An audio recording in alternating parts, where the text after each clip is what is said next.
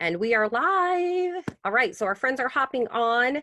Welcome, everyone. Welcome to our Fix Blood Sugar webinar. We are so excited to have you guys here. I am with Dr. Scott Saunders That's today. me. And I won't say he's the one and only because he did go to UCLA with another Scott Saunders. So, That's right. but you are MD. the one and only to us. So. Yeah. All right, I want to make sure we're getting this on here. Yes, our participants are joining. Say hello, guys, when you hop on. I have a random question for you. For some of you, it's still morning. Others, it's not. It's actually noon here. And we do go live at 12 noon Central every Tuesday. So make sure you join us. You can register at bartonwebinar.com. If you head to bartonwebinar.com, you will find a lot of information about not only our webinars, but you'll find all of our past webinars. You'll find a link so you can subscribe actually to our YouTube channel there. So much information. I think we're on episode maybe 58. So there are a lot of episodes. I went back and numbered all of them over the past few days. So we can start making some references to them. So lots and lots of information. One of the most beneficial things, I think, well, a couple things to these webinars is that Dr. Saunders is so good at getting to the root cause of illness. You know, he's not looking for a quick fix or here's your prescription, you know, to help. He wants to get down and figure out what's going on. How can we change this so that you can be healthy? And I really appreciate that about him, but that's something he talks about on all of these webinars. And then I also love that you can ask him questions live. How many of you have wanted to have a doctor that you could just ask question after question to for free? It's just such a great. Hey, wait a minute. Yeah. Hey, I may be cheap, but I'm not free. Yeah, true. But this webinar is available to everyone. It is free. And we've really had a great time doing these. So I learn a lot every time. Our main focus is type 2, but we do talk about different things within type 2 because, as you know, our health is kind of encompasses a lot of different things. And so type 2, you know, can be caused or lead to other things, etc. So lots of great topics. Go check out all of our past webinars. Today, we're going to talk about type 2 and we're going to take your questions. So if you want to start typing those in the chat, if you're on Barton webinar or if you're on the Zoom recording, you can start typing those. Actually, in the Q&A would be a great place to do that. Ask us anything. And within reason, be kind. But also, if you're on Facebook, you can ask questions there too. We're going to do our best to answer those there as well. Joe Barton is not here today, but I think we can handle this. I think we got this. I know he does. I'm going to try. I think we're good. And you can ask any question you want. I may not answer it, but you can ask. I think he will. He's pretty good. Or at least he'll direct us to someone who may know or something. So should we get started? Let's do this. On the diabetes thing? Okay. Let's do it. So what we decided is that since this is really a diabetes webinar for diabetics, that repetition is very useful. So like every other week, we're going to go back to the basics. And you're not going to hear the same things. You'll hear the same concepts, but you'll learn it, you'll see it in a different way and look at it in a different way. So today I want to talk about type 2, what it means, how you get it, what the diagnosis is, and why we do it the way we do it. So let's start out with the word diabetes. Now, I've told this before. There are at least 3 different diagnoses that are diabetes. So one is a pituitary problem, where your pituitary gland is missing an enzyme called antidiuretic hormone, and you just pee all the time. It just causes you to pee too much. It's called Diabetes Insipidus, and the word insipidus is the Latin word for bland. Why did they call it bland diabetes? And the other one is Diabetes Mellitus. That's sugar diabetes. And so one of them is bland diabetes, one of them is sugar diabetes. Where did that come to? Well, think about this. If you lived in Roman times and you didn't have one of those little glucose meters, or you couldn't pee onto a test strip, what was your option for knowing what kind of diabetes somebody had? Well, you had to dip your finger in the urine and taste it. That's sweet. That's sugar diabetes. You have diabetes mellitus, and that's how it was diagnosed. If they dip it in the urine, and they taste people's urine and they go, that's bland. You have diabetes insipidus. Because they're completely different problems. One is a pituitary problem, one is a pancreas problem. And so they were able to distinguish it by how the urine tasted. So then fast forward a few years, decades, centuries, and here we are with a new type of diabetes. Now, it's not really new, it's just that it was the rare kind of diabetes. It was only seen in the nobility and kings, people who ate too much and drank too much. They were known to get something called Diabetes Mellitus. And this is back in Babylonian times. This is not a new thing, but it was kind of rare and kind of relegated to the upper class of society, right? People who ate too much, they got obese, they got diabetes, also of this diabetes mellitus. And they recognized that it was different than the other diabetes mellitus where people would get skinny and they'd shrink down and they would die of starvation. So this second type, which now we call type 2 diabetes, is really what we're talking about here. And that is, it's a disease of too much. So where diabetes type 1 is you don't make any insulin. And since you don't make any insulin, you can't get sugar and protein into your cells and you just waste away and die. So you have to inject insulin. That's type 1. Type 2 is exactly the opposite, where you have too high insulin. You're stuffing yourselves full of sugar. They're just like jam-packed full of sugar. And then they get resistant. They go, whoa, I'm getting toxic on sugar here. And they block the insulin. So now insulin doesn't work. So one of them, the insulin, you don't have it. The other one, it stops working because your cells block it out and goes, I'm not going to pay any attention to you anymore. So that is type 2 diabetes. So how do you diagnose that? Because how do you know the difference? Because if I were to taste your urine, whether you have type 1 or type 2, that's not going to be a difference. And if I test your blood sugar, that's going to be high too. That's not going to be a difference. How do I know the difference? Well, there's really only one or two good ways of knowing. We talked about this a couple of weeks ago or last week, was if you know the insulin levels, if you have high insulin and high blood sugar, you know you have type 2. If you have high blood sugar and low insulin, then you definitely have type 1, or low or zero insulin, that would be type 1. So that's the way to distinguish them. And why is that important? Because if you don't know which one you have, then you don't know what to do about it. If you start injecting insulin in someone who has really high insulin, you're not going to help them. It's not going to make a difference. In fact, it'll make it worse because it'll increase your risk, and studies have shown this. The UKPDS study, United Kingdom for the diabetes study, whatever, that one, showed a 12% increase in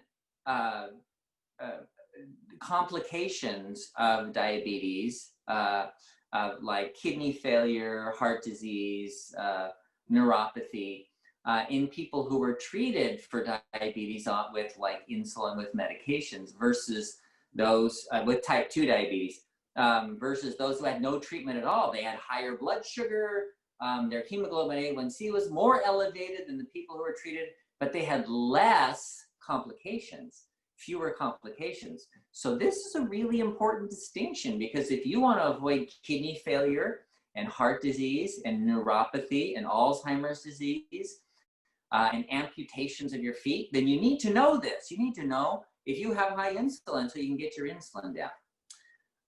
So there's numbers that we use because we can test someone's blood sugar and go, oh, your blood sugar is 200, you have diabetes. And so there's other numbers like hemoglobin A1C. So we look at hemoglobin A1C, well, your hemoglobin A1C is over 6.5-ish. I don't know. That's kind of changed that number. Therefore, you have diabetes. We have a diagnosis. We have a line that's drawn. But is that a real line? Is that line a yes or no question? Is it an on or off switch? You have diabetes, on. You don't have diabetes, off.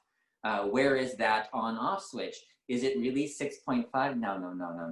Don't think of it that way. That's not, I mean, yeah, the doctors have to have some way of saying, okay, you have the diagnosis of diabetes. But if your hemoglobin A1C is 5.2, and I had somebody that had this, 5.2, blood sugar was normal, insulin was really high. What does that mean? Type 2 diabetes, insulin resistance. So that level of insulin is keeping the blood sugar down because it's forcing more into the cells. It's only a matter of time before those cells go, whoa, and block out more insulin until the blood sugar goes up. So the best way to look at it is a continuum.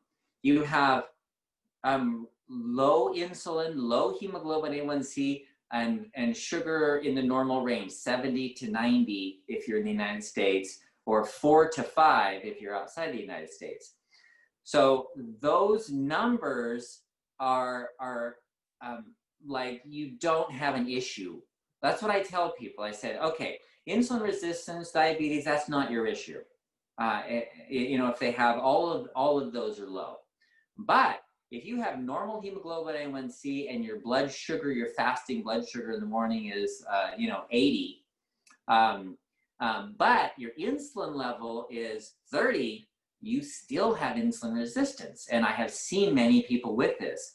And why is that important? Because it's the insulin that causes the side effects or the problems or the complications of diabetes, not sugar. You can have blood sugar over 200 for years. And that doesn't mean you're going to get brain problems or nerve problems or kidney problems or amputations of your legs.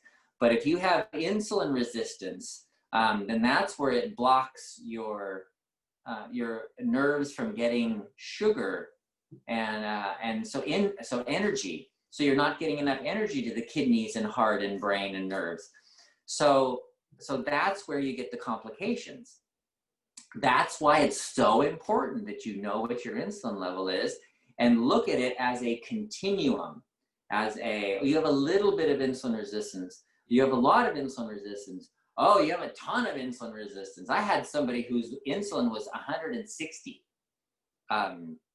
way up there. I mean, I don't even know if pancreas could make that much, but because normal is like 5 on a fasting specimen. Up to 10 is okay. Over 10 is a little bit high. So, look at it as kind of where are you on the scale? Ideal is between 3 and 6, somewhere in there on a fasting specimen. Your insulin should be somewhere around there. So, to ask the question, do I have diabetes? The answer is really not very helpful because many of you that have insulin resistance with normal blood sugar would do very well to go on the diabetes reversal program, the diabetes solution kit, and start that to reverse the insulin resistance and still get better. So that will improve your metabolism, your ability to.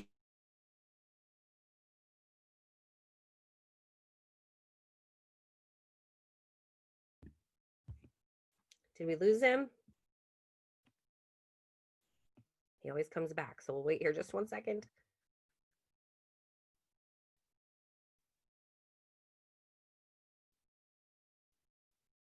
There, he's back. Oh, unmute. You muted me. I did? Okay. Oh. Okay, so I don't know, what part did you last hear? What was the... I don't know. I can't think. Where'd you stop? I started typing. Oh, we were talking about the diabetes solution kit. Yeah. Okay. So even if you don't technically have the diagnosis of diabetes, you're not over hemoglobin A1C 6.5, blood sugar over 160, blah, blah, blah, the numbers. even if you don't have the exact numbers, if you say, gosh, you know, my insulin level is 13, my blood sugar, if I check it, you know, after a meal, it goes up to 140, 160. I have a little bit of insulin resistance. You would do great on the diabetes reversal program. Do the diabetes solution kit, do phase 1, and get your blood sugars all down to between 70 and 90, and your insulin and between 4 and 3 and 6. And then you don't have any risks, and you can use fat for energy whenever you want, and you won't get hypoglycemic and you won't get hyperglycemic, and you'll just function normally. So with type 2, it's not a line, it's a continuum. And even if you're way down here, doing that diabetes solution kit phase 1 is going to work. It's going to help either way. Can you go over those numbers one more time? What the normal numbers are? Normal, okay. Normal insulin, fasting, on a fasting specimen, like in the morning, between 3 and 6. That's the normal. Well, normal is technically up to 10. And so I don't say that somebody's insulin resistant if they're under 10. But if you test it a couple of times and it's continually 9 to 10 or 12, that's still mild insulin resistance. You might even do the program to get that down. So if you're between 3 and 6, that's fine. That's not your issue. You know, diabetes just or insulin resistance just isn't your issue. Normal blood sugar on a fasting specimen should be between 70 and 90. If you're in the United States. If you're outside the United States, it's between 4 and 5. So 4 point something, 4 point anything is good for the blood sugar if you're outside the United States. What was the other one we had? The other number? Insulin, sugar. Oh, hemoglobin A1C. So the hemoglobin A1C. Now here you go on another scale. The optimal is right around 5. So if you're 4.8, 5.2, anywhere in there is really good. If you're getting up to 5.7, so 5.0 on the hemoglobin A1C, 5.0 is under 100 average, so that your average blood sugar is under 100. When you get above 5.0, then that starts going up. You get to 5.7 and your average blood sugar is over 120. So that kind of tells you where the averages are, and that's generally about 3 months. So those are the kind of numbers you should be looking for. And so if your hemoglobin A1C is 5.0 and your blood sugar in the morning is consistently between 70 and 90, and your insulin levels between 3 and 5, 3 and 6 is 5 or something like that, you're good. You know, that's not your issue. Look for another issue. That's not it. This is so good. All right. Should we ask? Let's go through a few questions are starting to come in. Or is there anything else you want to mention right now? No, that's good. That's a good basics. Yeah. Yes, this is good. A reminder, if you do not have the Diabetes Solution Kit, which many of you do, but you can go to bartonwebinar.com. There is a link there to get your copy of the Diabetes Solution Kit. And then also, someone had asked about our past webinars. You can find that information at bartonwebinar.com as well. In fact, there'll be a link to our most recent video, and then you can also subscribe to our YouTube channel right there, so you'll get notifications for any of our webinars that we post. So, okay, let's go to our questions. We've had a few questions about this. Can stevia cause blood sugar spikes or any other artificial sweeteners? Oh, excellent question. We talk about this in the Diabetes Solution Kit. We go through artificial sweeteners. And here's the issue, is not everybody's the same with this.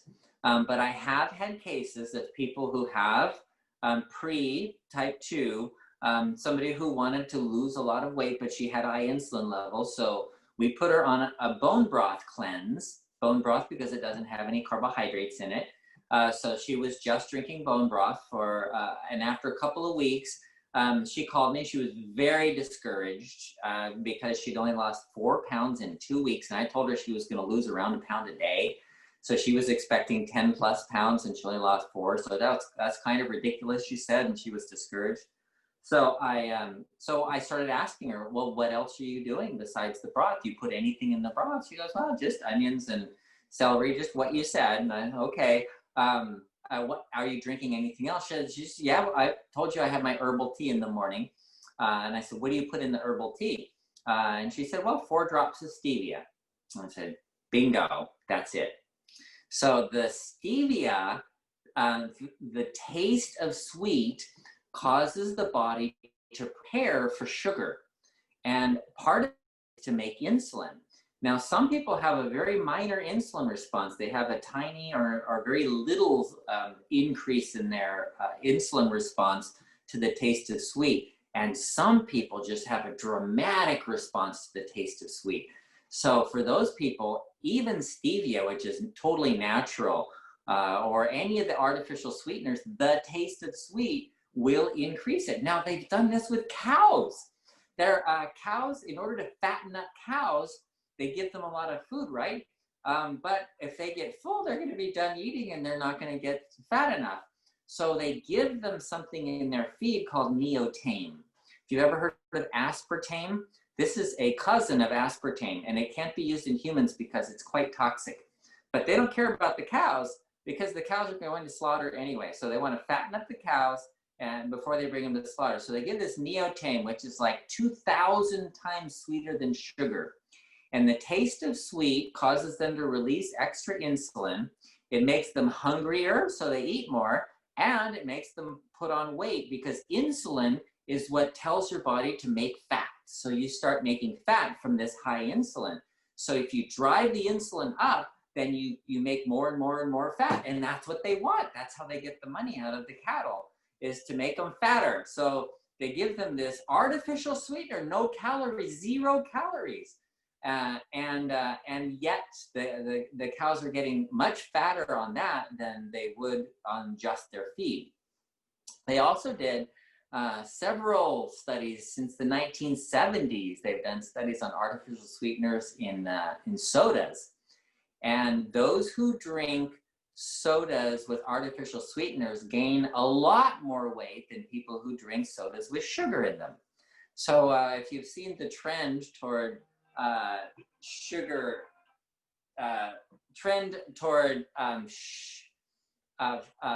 drinking sugared sodas with natural sugar, we see, you get the ones from Mexico that they use real sugar and not high fructose corn syrup, and those are better than the ones with artificial sweeteners because you gain less weight. And the reason you gain more weight is because most of the artificial sweeteners they use are like 300 times sweeter than sugar. So that's why. All right, that's good. Krish, we have a question from Krish. Welcome back. Hi, Dr. Saunders. You told us last week that a critical level of cortisol is absolutely necessary to maintain normal body function and below, which means the subject may go into a twilight. Is a measure of blood cortisol level a good indicator of adrenal function? I meant twilight zone, she says. See, I'm reading this live, so I don't pre-read these, guys. I meant twilight zone or even death, as Dr. Saunders told us. Okay, death from Addison's crisis, when you don't have any cortisol at all. And if the adrenal glands shut down, like people who take cortisol over a long period of time, shuts down their adrenal glands.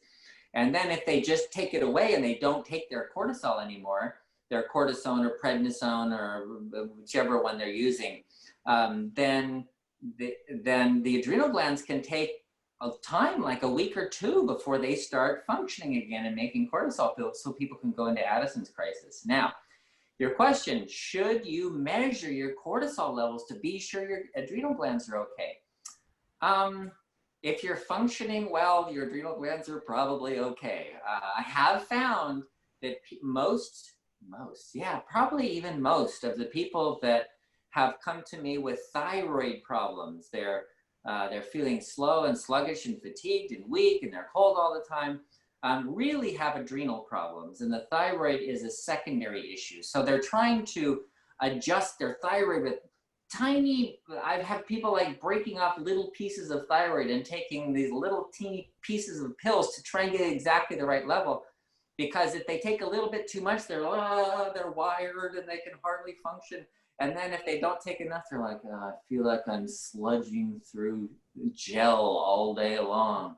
And so they're trying to adjust that thyroid dose. If you're having trouble adjusting the thyroid dose, it's your adrenals. I'm sure of it. I've seen it many times. So, but measuring the adrenals is not a simple task, because if you just go do a test, what does that test mean?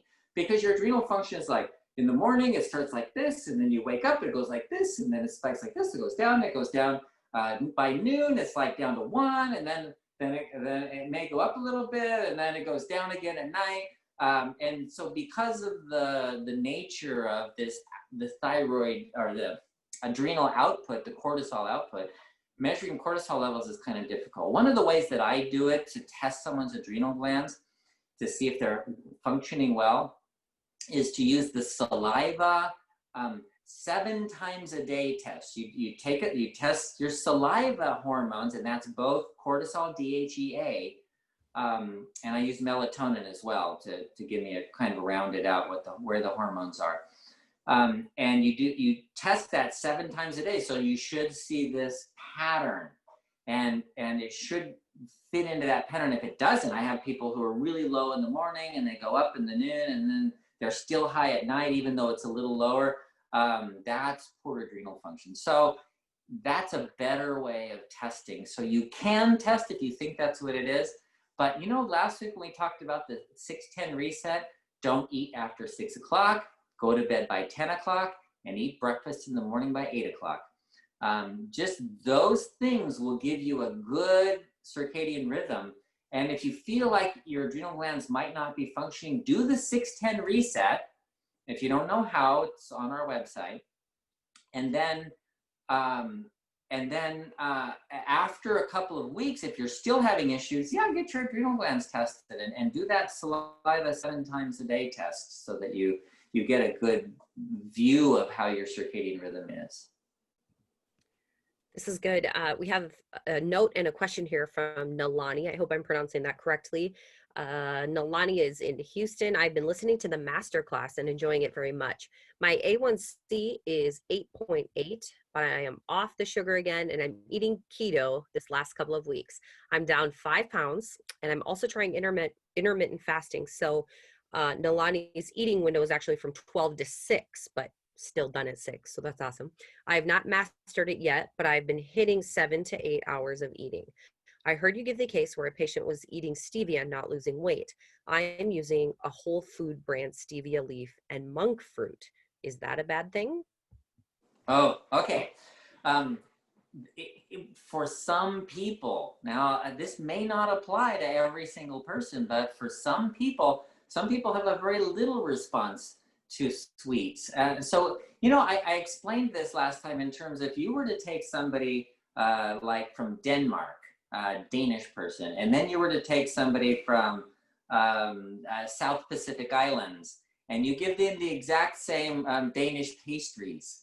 The Danish people have this much insulin response, and the South Pacific Islander has this much insulin response. And it's if you think about it genetically, somebody who has a higher insulin response is going to put on more fat and is going to be able to last through a famine for a much longer period than someone who has a very low insulin response.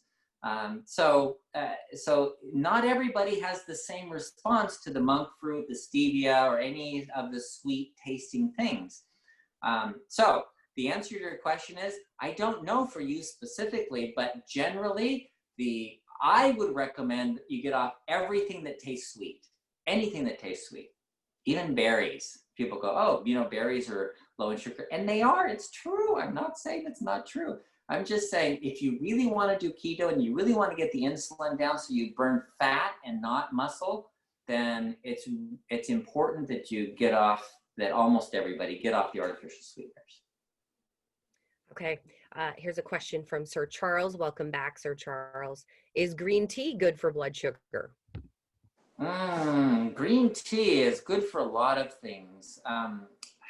The issue with type 2 diabetes that I have with green tea is that the methylxanthines, what are they called? Caffeine. It has several kinds of things. Caffeine has a smaller amount of caffeine than black tea or coffee. But still, the caffeine is a stimulant to the adrenal glands, which causes you to be more insulin resistant. So those stimulant things, which include sugar stimulates the adrenal glands as well, and caffeine are generally not very useful. In fact, I would recommend, if you're having any difficulty burning fat, then get off of green tea as well. Okay. Here's a question from Deb. How do you measure your insulin levels? What is the test called? It's called an insulin test. Yeah, it's a plasma insulin level. It's just, if you send in the lab that just says insulin, total, you want total insulin. They have a bound insulin and whatever, but just total insulin is the most useful one I've found. Okay, Scott is asking, what are the best supplements to take to rid yourself of insulin resistance? Okay. Supplements do not rid you of insulin resistance. Supplements help you along the path so that you can be more sensitive to your insulin. So things like cinnamon, we have cinnachroma. It helps you be more sensitive to your insulin. But there's two of them, well, three of them. Vitamin D, chromium, and vanadium are very helpful. If you're deficient in them, they will help you a lot in becoming more sensitive to insulin.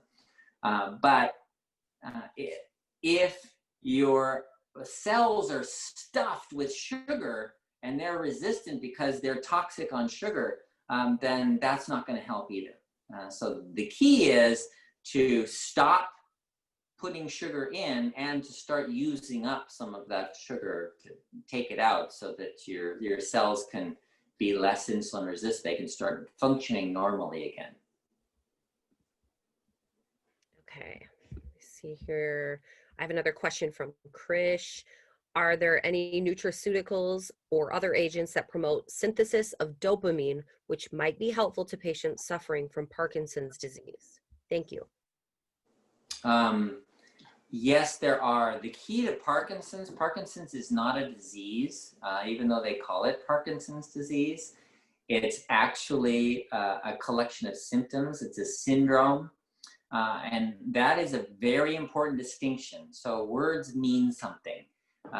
If it's a disease, that means there's a collection of symptoms or symptoms with a cause. If it's a syndrome, it's just a collection of symptoms and the cause is variable.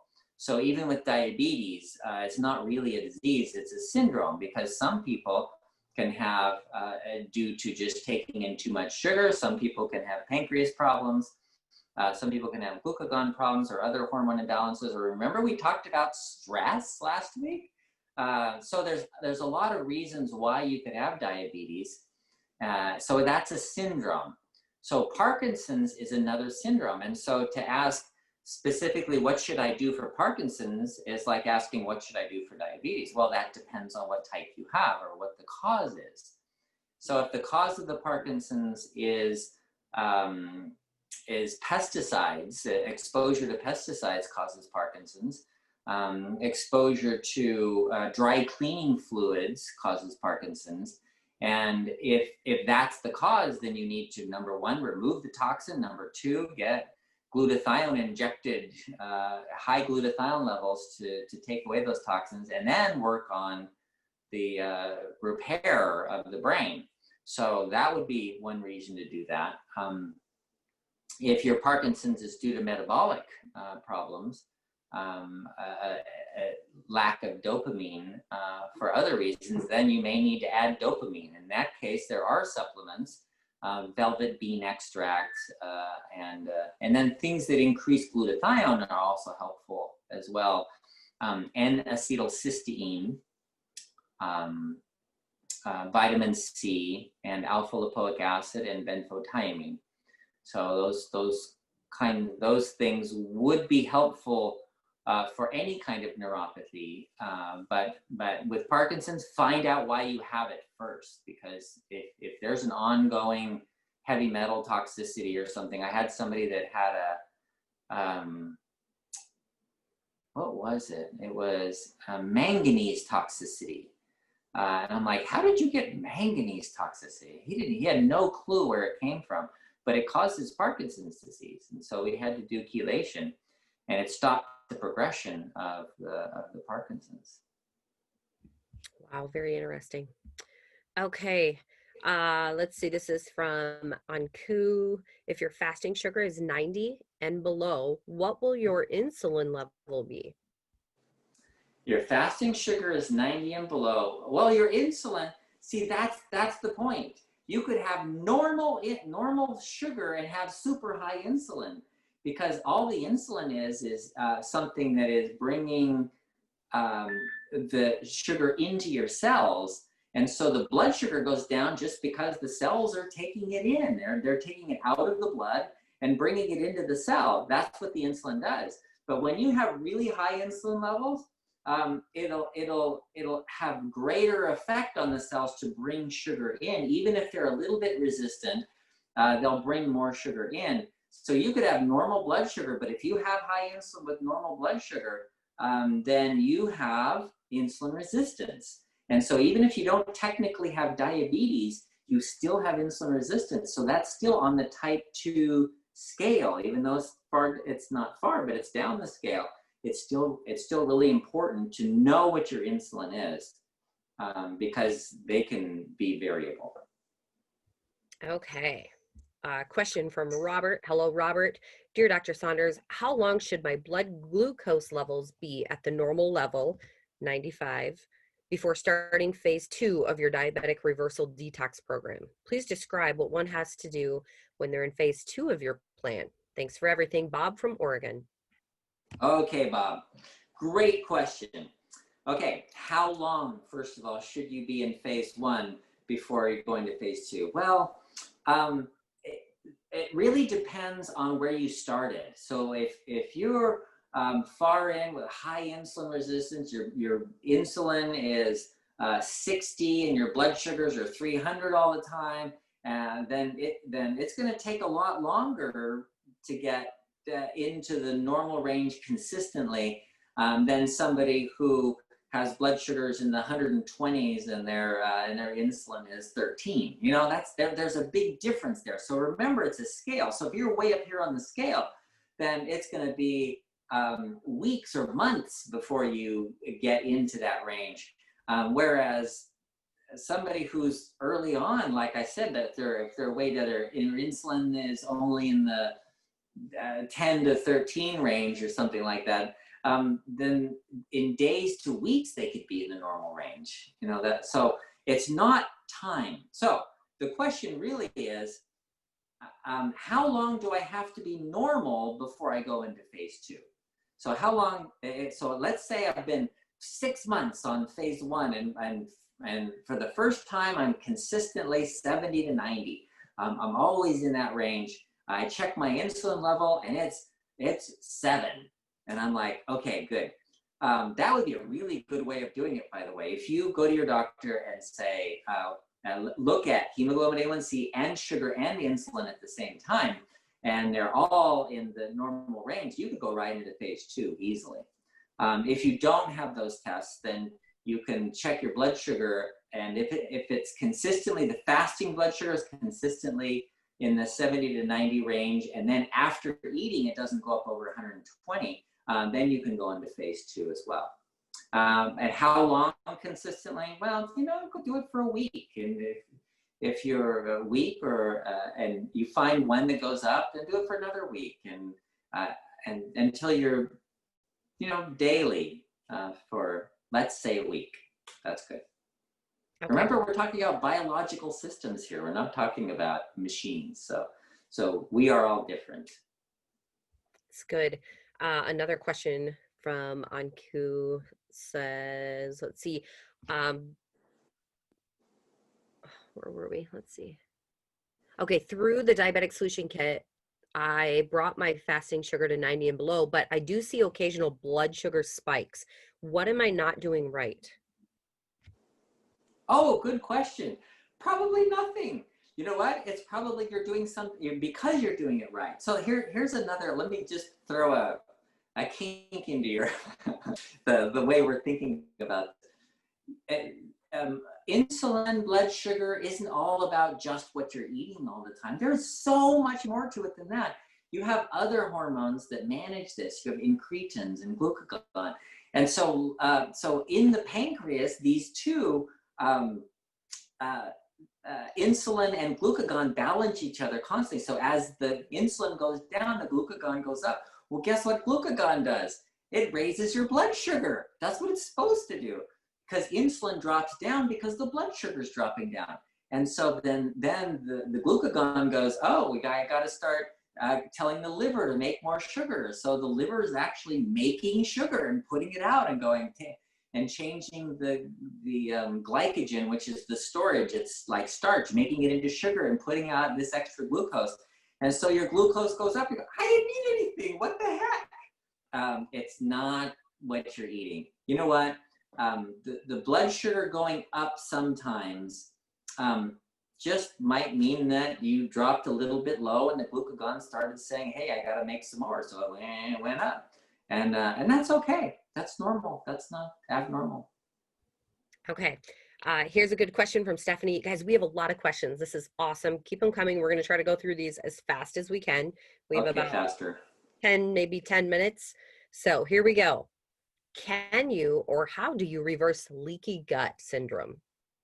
Oh, you know what? That's a whole nother webinar. We should do a webinar. I think so too. Leaky gut. Okay. So in brief, reversing leaky gut is repairing the intestines. You have inside, on the inner intestines, you have one single layer of cells.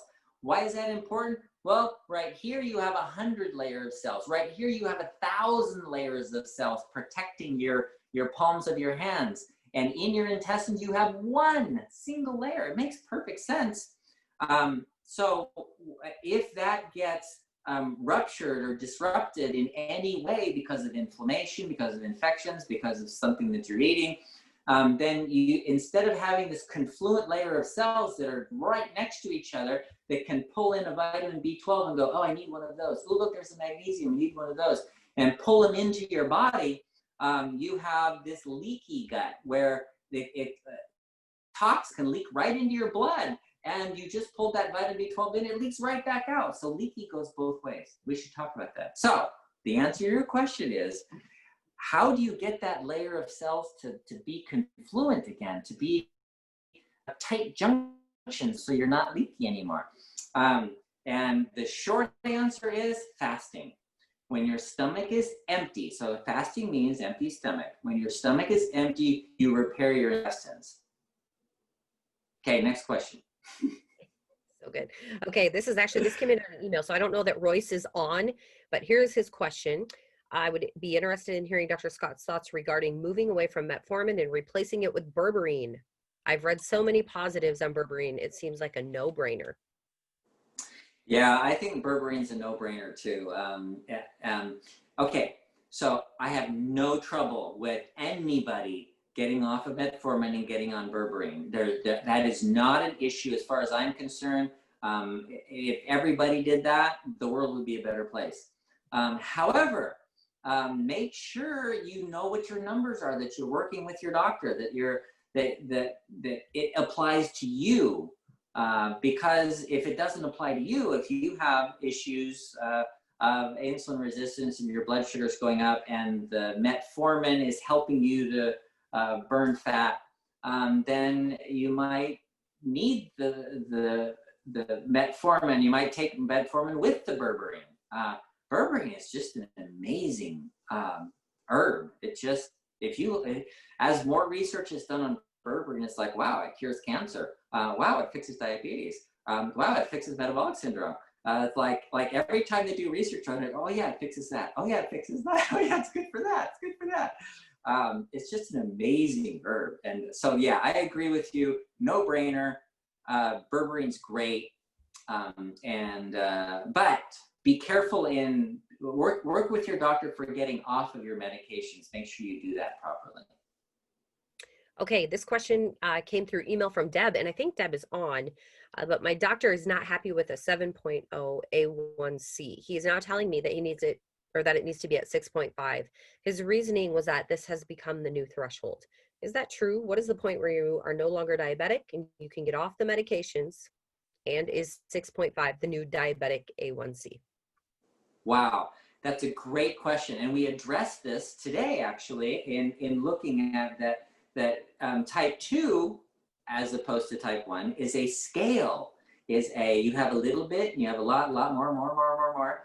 And so if her doctor is bringing it down and saying, 7's not good enough, you need to be below 6.5, that's a great thing. In fact, ideally, go for the 5.0. That's where you really want to be, is 5.0. So if you want to get off of phase, you stay on phase 1 until your hemoglobin A1C is 5.0, your insulin is around 5, and your sugar is always 70 to 90.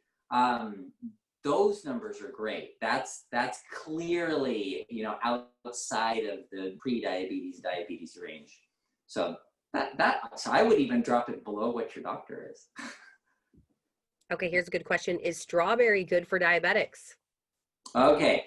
The answer to that question is strawberry is good for everyone. It's got vitamin C. It's really good, and it's relatively low sugar compared to like other fruits. So yeah, strawberries are great. However, if you're on the 20-gram carb diet, phase 1, and you add a few strawberries, you may find you go over your 20-gram limit pretty easily. So, have a strawberry. They're great. Okay. This is good. Krish says, okay, which is better, cocoa or green tea? Okay, cocoa also has some methylxanthines in it. It's a little less. Cocoa also has, I don't know, the way the Mexicans, the Aztecs, Mexicans, drank cocoa was kind of like the way people drink black coffee. They would grind it up and make a water drink out of it that was non-caloric. And if that's the case, if you're drinking it like a black coffee, I think cocoa's probably a better choice, although it still does have some methylxanthine, some caffeine in it, and so does yerba mate. So it's not just because it doesn't have calories doesn't mean it doesn't have any effect. Because remember that the higher levels of cortisol from the adrenal glands do make you more insulin resistant, and so we're trying to get less insulin resistant. So if you avoided all of those things, teas and coffees, that would be a good thing. And then when you get into phase 2, you can start adding things in. Like, okay, how does my body respond to cocoa? How does it respond to green tea? At our last team retreat in Utah, we all did try, many of us tried some Cacao Bliss, which was kind of a cocoa water type of product. In fact, we maybe have sent some of you an email about that, but that was really good too. So maybe in phase 2, you can try that. Okay. Let's see. Is it okay? This is from Sonny. Is it okay to take 2 capsules of Cinachroma and turmeric per day? 2 capsules of Cinachroma. Oh yeah, absolutely. Yeah, And they're not gonna. You know what? Okay, so we talked about berberine too. So far, when studies are done on this, they find that that you have a great effect from an herb, a vitamin, whatever, has a great effect right at first, and then that effect drops off over time. And in order to maintain a good effect, it's a good idea to take time off. Now, this is true even with people who have malaria and they're taking wormwood. The wormwood is the best treatment for malaria, hands down, better than anything else we've ever tried. But if you take it every single day, it loses its effect. You need to take it for 5 days and take 2 days off, then take it for 5 days, take 2 days off. That kind of a pattern seems to be the best way to do with turmeric, with cinnamon, like cinachroma. It's a really good idea. Take it for 5 days, take 2 days off. The other way they do it is a week on, a week off with the wormwood, and that works just as well too as the 2 days off. So I don't think you need an entire week off. It seems right around 3 days is what you need to become sensitive to it again and for it to work well. Okay. Question from Krish. Are type 2 diabetics prone to getting frozen shoulder? Oh, that's interesting. Yes, in a way, but not specifically for the reason of why you get frozen shoulder, but because the high sugar levels and the high triglyceride levels increase the inflammatory mediators, you tend to get inflammation more easily, which is why we have turmeric. And then if you have an issue with the shoulder, this chronic inflammation issue, that will just make it worse. So in a way, yes. And one thing that really helps that, and also lowers the blood sugar at the same time, is omega-3 oils, omega-3 fatty acids. So fish oil, flaxseed oil, walnut oil. Those omega-3 oils help suppress the inflammation specifically caused by people who have type 2. Okay, here's a good question from Kathy. How important is it to know your insulin levels before doing the diabetes solution kit? Well, you know what? It's really good to know. But let's say you don't know, you don't have access to that information. And you have type 1 diabetes, which is an insufficient amount of insulin in your pancreas. So what would happen if you did the diabetes solution kit? And you know what? This is why we ended up with this program. This is why I recommend this program as opposed to other ways of doing it. Because if you have type 1 diabetes and you have 0 insulin and you do this program, what's going to happen? Your need for insulin will drop down. That's all. So you inject less insulin. That's all. What's that? That's a good thing. That means you're not going to get blindness and amputations and kidney failure. So that by itself is useful. So even if you have type 1 with 0 insulin, now what happens if you go to the other extreme and you have 160? Your insulin's like over 100. Then what happens if you go on the diabetes solution kit? Well, your need for insulin drops down. And so your insulin resistance drops down. And so your insulin levels drop down. And so that helps. Why? Because it prevents you from getting all the complications of diabetes. So either way, either extreme, the diabetes solution kit's going to work. So if you never knew what your insulin level was, it would still help. So you're still okay. But if you know, it sure is helpful to know, gee, I'm not making enough insulin. I'm going to have to start injecting some insulin. Or I have a patient now that's using the nasal insulin. And he's having really good results with that. He has a combination type 1, type 2. And he's using the nasal, and that's working well for him. So, yeah. Okay. Reminder, if you are interested in the diabetes solution kit, you can find information at bartonwebinar.com.